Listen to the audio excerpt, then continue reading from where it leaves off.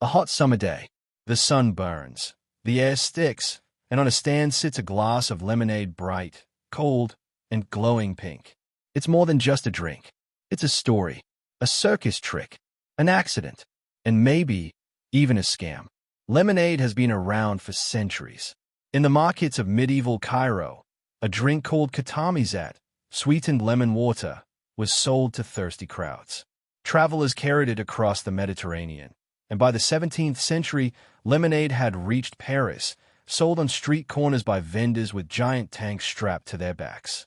By the 19th century, America had claimed lemonade as its own. Refreshing, simple, cheap. A crowd-pleasing drink for hot days, fairs, and country gatherings. But yellow lemonade was ordinary, and Americans, especially in the age of carnivals and circuses, wanted something with a little more flair. The first legend takes us to 1857, under the striped tents of a traveling circus. A man named Pete Conklin was in charge of concessions. On one unlucky day, he ran out of clean water to mix with his lemons and sugar. Looking for anything he could use, he found a tub of water that had just been used to rinse out a pair of red circus tights. The dye bled into the water, turning it a faint pink. Most people would have thrown it out, but not Conklin. He sold it anyway. The crowd loved it.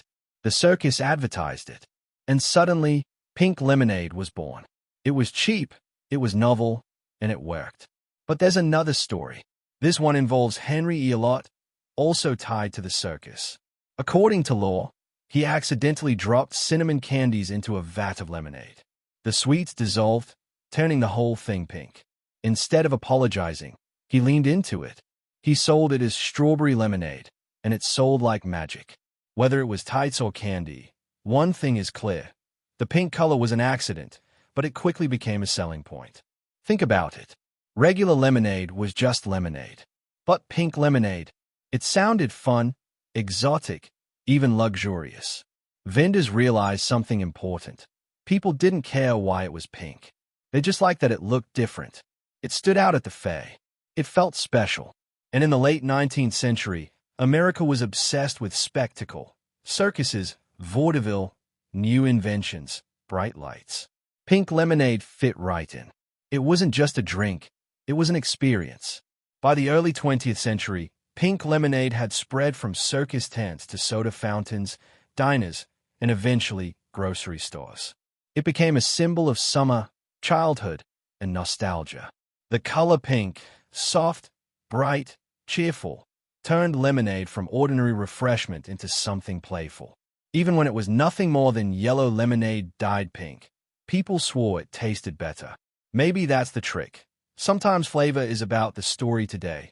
Pink lemonade can be found everywhere. Some versions are dyed with cranberry, strawberry, or raspberry juice.